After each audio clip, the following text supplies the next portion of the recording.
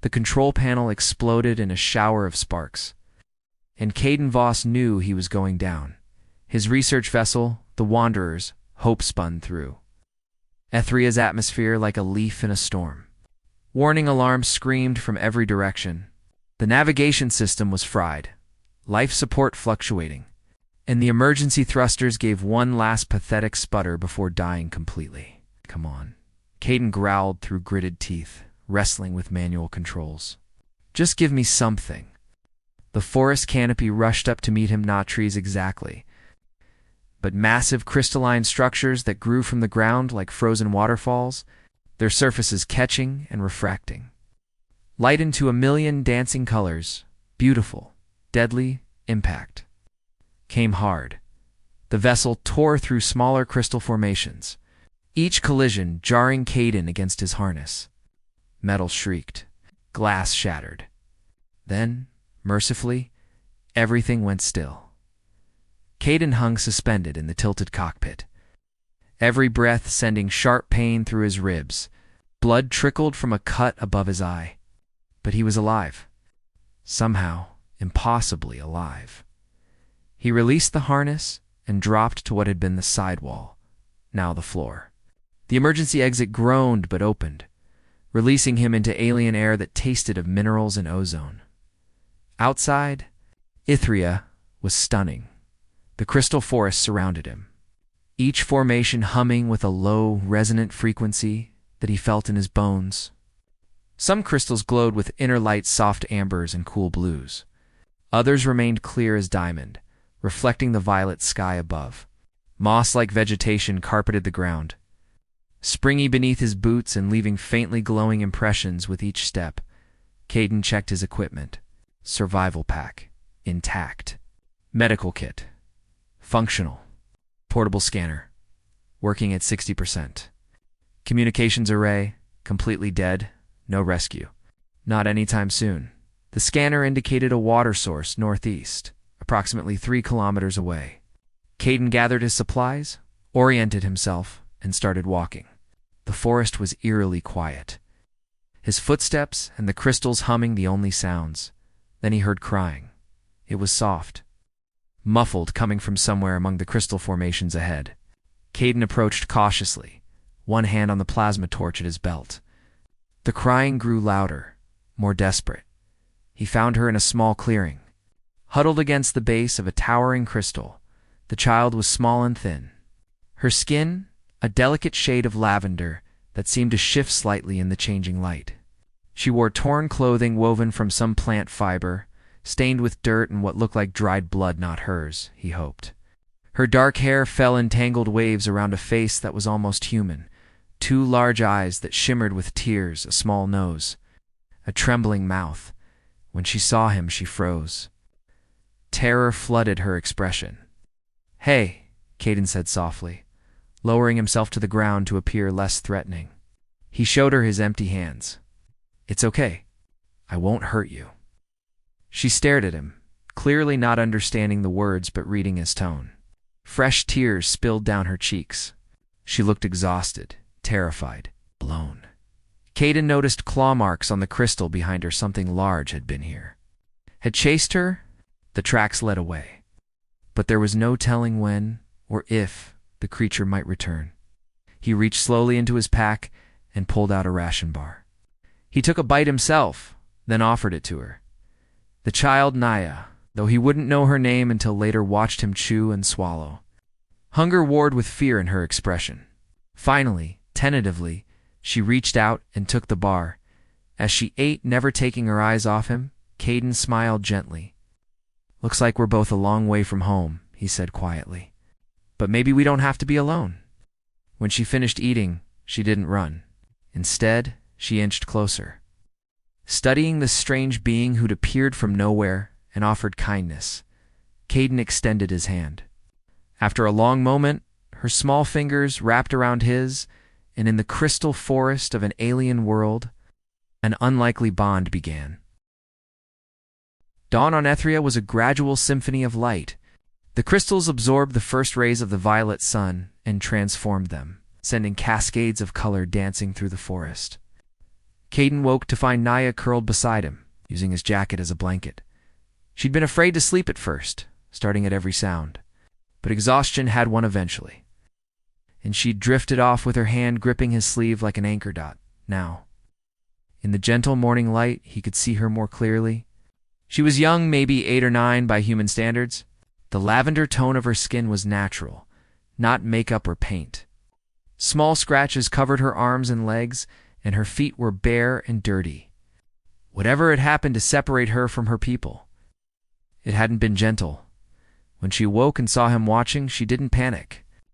Instead, she sat up and touched his face curiously, tracing the line of his jaw, the bridge of his nose.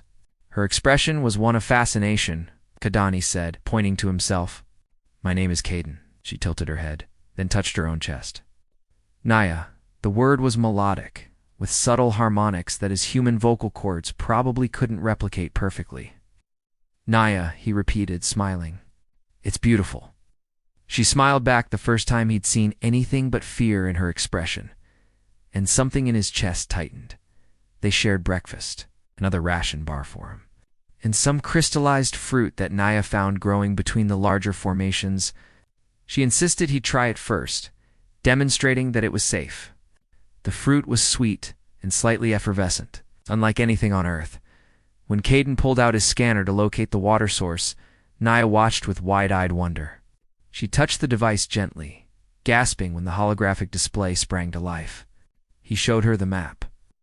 Pointing to their location and then to their destination, she studied it seriously, then nodded and tugged his hand, gesturing in the same direction the scanner indicated.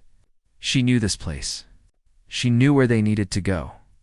They traveled together through the crystal forest, and Caden discovered that Naya was an excellent guide. She showed him which moss patches were safe to step on and which concealed hidden sinkholes. She led him around areas where predators had marked territory.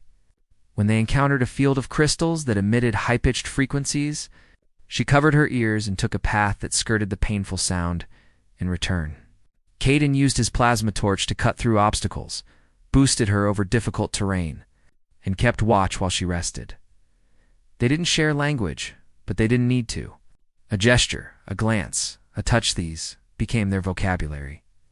At midday, they reached the water source, a crystalline pool fed by an underground spring.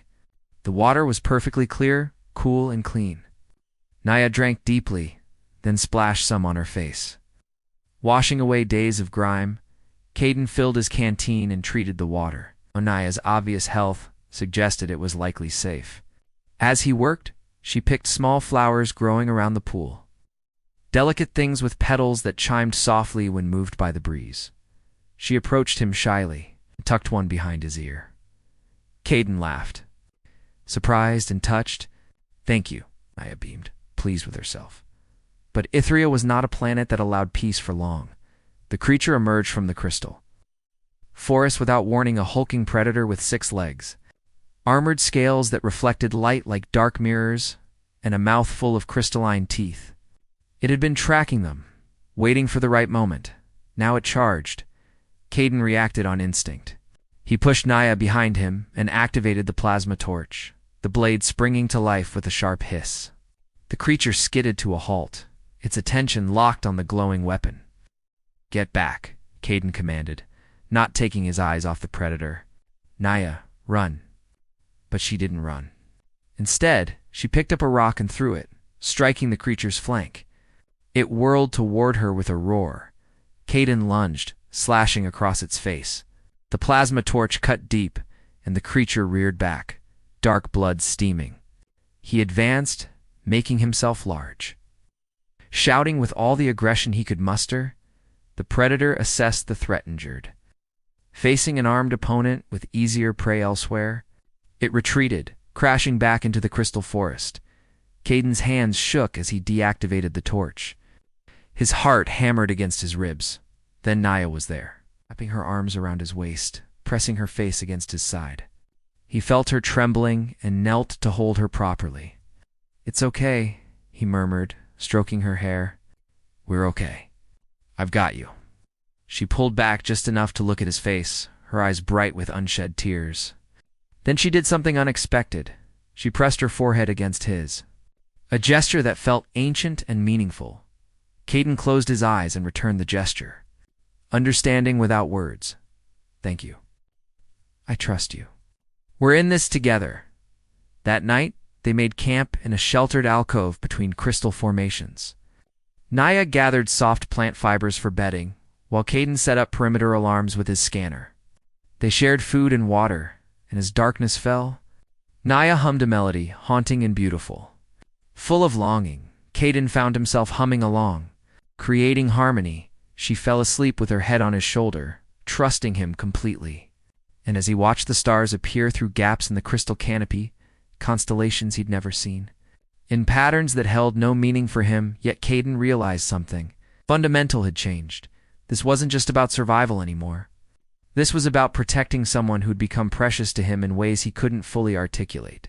He would get her home, whatever it took. The sixth day brought them to the edge of the Ishinza, vast expanse of volcanic plains where red stone met black sand, and geysers of steam erupted without warning. According to Caden's scanner, Naya's people lived in the valleys beyond this hostile terrain. The only way forward was across.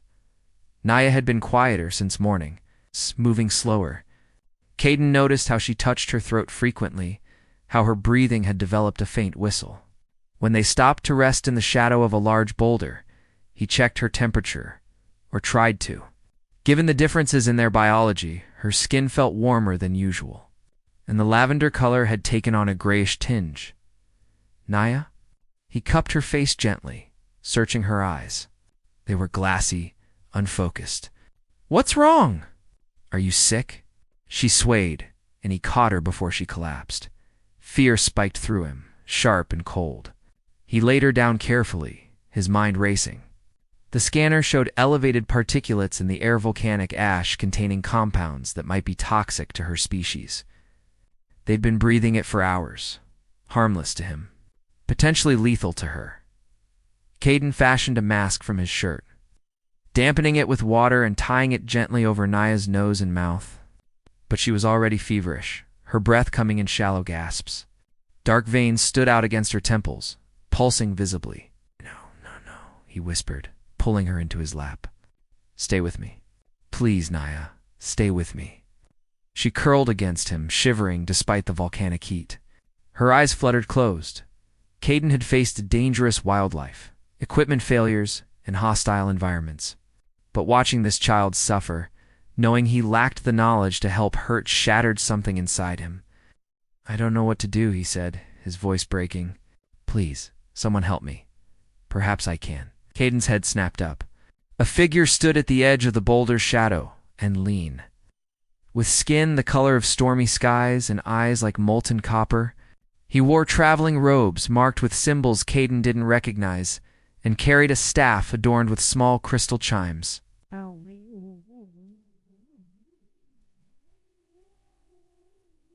Who are you? My name is Torin, the stranger said, approaching with cautious grace. His eyes fell on Naya, and his expression tightened. The child is of the Violet Valleys. You've come far together. She's sick. The Ashai think it's poisoning her. Torin knelt beside them, examining Naya with practiced efficiency. Ashlung, he said quietly. Yes. It attacks the respiratory system. Without treatment, ... double quotes.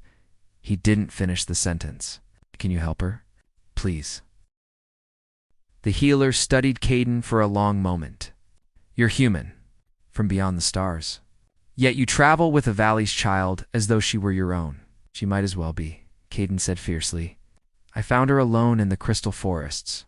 I'm taking her home. Something shifted in Torin's expression, old pain, old regret. I had a daughter once. Lost her to my own stubbornness, my refusal to see beyond my clan's prejudices. He opened a leather satchel at his belt. I cannot bring her back, but I can help this one. He worked quickly, crushing herbs and minerals into a paste, applying it to Naya's throat and chest. He made her drink a bitter-smelling tea, supporting her head gently when she choked on it. Will she? The medicine needs time, Torin interrupted. But she's strong. She has that in her favor. And she has you. Within an hour, Naya's breathing eased. The dark veins faded slightly. She slipped into genuine sleep rather than fevered unconsciousness. Caden exhaled shakily, relief flooding through him. Thank you. I don't know how to repay. Take her home, Torrin said simply. That's payment enough. He stood, scanning the ashlands. But crossing this terrain carries other dangers.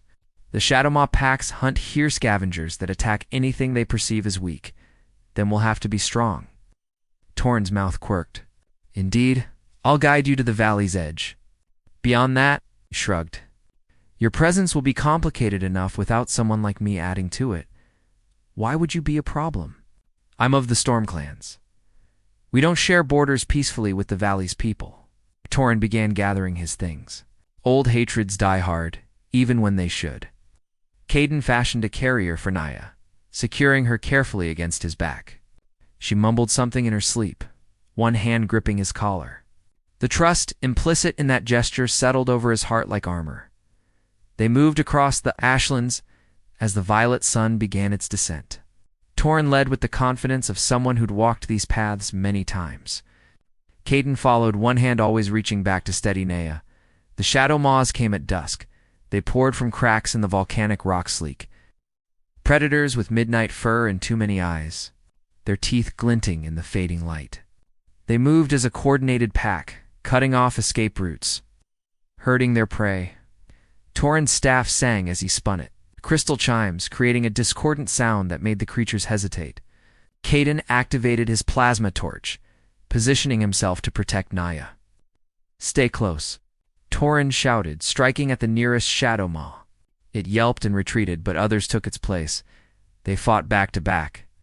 Caden's technological weapon complemented Torrin's traditional staff work. When one creature lunged for Naya's exposed side, Caden twisted and caught it mid-lep, the plasma torch cutting through fur and flesh. It fell, and the pack descended on their wounded member, buying precious seconds. There. Torrin pointed to a narrow passage between rock formations. Go. They ran. Caden felt claws scrape across his arm, hot pain blooming, but he didn't slow. They squeezed through the opening as the pack crashed against the rocks behind them, too large to follow. In the darkness of the passage, Caden slid down the wall, cradling Naya against his chest. His arm burned where the claws had raked him. Blood soaked his sleeve. Torrin's staff glowed softly, providing light. You're injured. Fine. Is Naya still sleeping? The medicine is working. Torrin examined Caden's wounds, then packed them with more herbal paste. You fight well for a scientist. It's a no biologist, Caden corrected with a weak smile. And I had good motivation. Torrin's expression softened. The violet valleys lie beyond this passage. Half a day's walk, perhaps less. I'll take you to where you can see them, but no farther. I understand. And Torrin? Caden met his eyes. Thank you. For everything. The healer nodded. Perhaps helping you helps heal something in me. Old wounds, old regrets. He settled against the opposite wall. Rest now. Dawn comes soon, and with it, the final stretch. Caden held Naya close, feeling her steady heartbeat against his chest. In less than a week, this child had become his world. The research mission that brought him to Ethria seemed like it belonged to someone else entirely. When Naya stirred near dawn, her eyes fluttered open. She saw Cadane's bandaged arm and touched it gently, her expression stricken with concern. I'm okay, he whispered. We're almost there. Almost home. She didn't understand the words, but she understood the promise in his voice. She pressed her forehead to his, again that gesture of trust and connection, and Caden returned it, his eyes closing. Soon. I'll get you home soon.